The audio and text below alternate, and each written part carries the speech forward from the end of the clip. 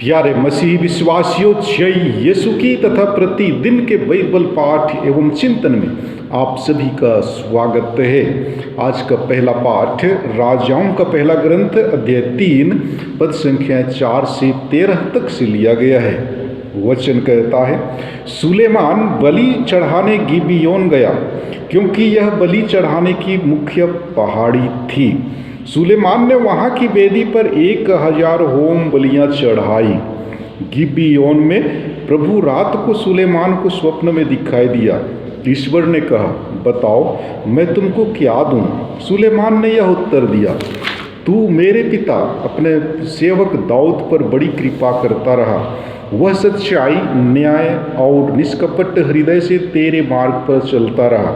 इसलिए तूने उसे एक पुत्र दिया जो अब उसके सिंहासन पर बैठा है। हे प्रभु, हे मेरे ईश्वर, तूने अपने इस सेवक को उसके पिता दाऊद के स्थान पर राजा बनाया, लेकिन मैं अभी छोटा हूँ। मैं यह नहीं जानता कि मुझे क्या करना चाहिए।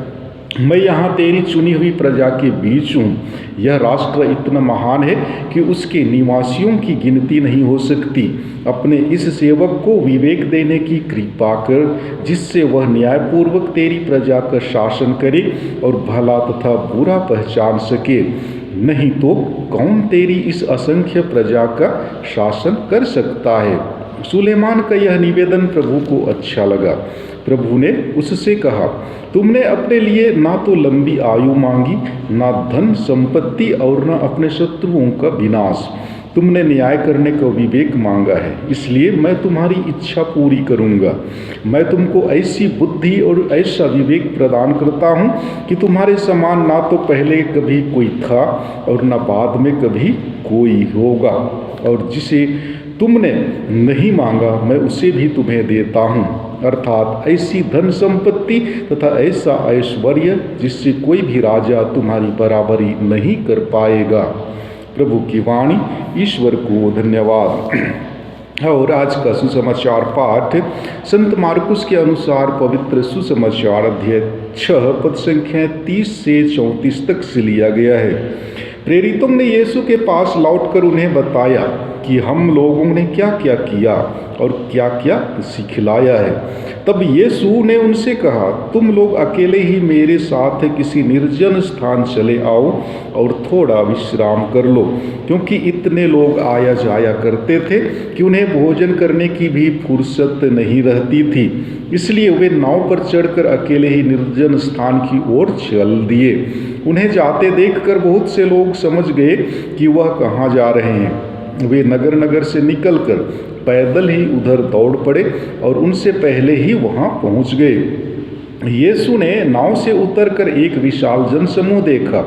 उन्हें उन लोगों पर तरस आया, क्योंकि वे बिना चरवाहे की भेड़ों की तरह थे और वह उन्हें बहुत सी बातों की शिक्षा देने लगे। प्रभु का सुसमाचार। हे ख्रिस्त, तेरी स्तुति हो। हमारे मसीही विश्वासियों, प्रसिद्ध दार्शनिक सुकरात ने कहा है, सबसे बुद्धिमान व्यक्ति वही है जो यह जानता है कि वह नहीं जानता है। आज का पहला पाठ इसी ओर हमारा ध्यान आकर्षित करता है। बुद्धिमान राजा सुलेमान न्याय करने के लिए, विवेक के लिए प्रार्थना करता है, जिससे वह भला और बुरा पहचान सके।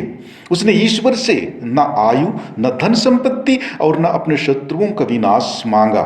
उसमें उसकी महान विनम्रता की झलक मिलती है। वे अपनी अयोग्यता और तुच्छता को ईश्वर की प्रजा के सामने स्वीकार करते हैं, जिनके वे राजा हैं। फिर भी उसे पूर्ण विश्वास है कि ईश्वर उनके साथ हैं। उन्हें किसी बात का भय नहीं। जो लोग अपनी कमजोरियों को स्वीकार करते हैं, ईश्वर में शक्ति पाते हैं। वे ईश्वर की उपस्थिति को अपने जीवन में अनुभव करते हैं और अपनी तुच्छता और दोषपूर्णता का एहसास करते हैं। सुलेमान विवेक के लिए ईश्वर से याचना करने के पहले से ही बुद्धिमान थे। यदि ऐसा नहीं होता तो विवेक के लिए प्रार्थना करने की भी नहीं सोच सकते थे। उनको अपने गुणों और क्षमताओं पर घमंड नहीं था, लेकिन वे ईश्वर में पूर्ण समर्पण के साथ स्वीकार करते हैं। हम भी ईश्वर द्वारा दिए वरदानों को विनम्रता के साथ स्वीकार करें। यदि हम अपनी छोटी बुद्धिमत्ता पर घमंड करते हैं, निश्चय ही हम उसे खो देंगे, क्योंकि यदि हम यह सोचते हैं कि हम सब कुछ जानते हैं तो कुछ नया सीखने की लालसा खत्म हो जाएगी। हम राजा सुलेमान के समान बुद्धिमान, समझदार और विनम्र बने, ताकि ईश्वर हमें अनेक कृपादानों से भर दे। सुसमाचार में हम देखते हैं कि प्रेरित यीशु के पास लौटकर उन्हें बताते हैं कि उन्होंने क्या क्या किया। यीशु आध्यात्मिक और शारीरिक आराम करने के लिए कहते हैं। लोगों को देखकर ईसा को तरस आया, क्योंकि वे बिना चरवाही की भेड़ों की तरह थे। बिना मार्गदर्शन के भेड़ें चारागाह नहीं पा सकती हैं और ना ही अपनी रक्षा कर सकती हैं। यीशु हमारा भला गडेरिया हमें दोनों प्रदान करते हैं। हमें भी गडेरिया बनने की बुलाहट मिली है। क्या हम योग्य हैं? हम प्रभु यीशु का अनुसरण करें, जिनके जीवन में प्रार्थना और मिशन का अद्भुत मिश्रण पाते हैं, ताकि हम उनके सच्चे अनुयायी बन सकें। आज के सुसमाचार की समाप्ति वह उन्हें बहुत सी शिक्षा देने लगे वाक्य से होती है। क्या शिक्षा ईसा ने उन्हें दी? निश्चय ही उन्होंने ईश्वर के राज्य के विषय में शिक्षा दी।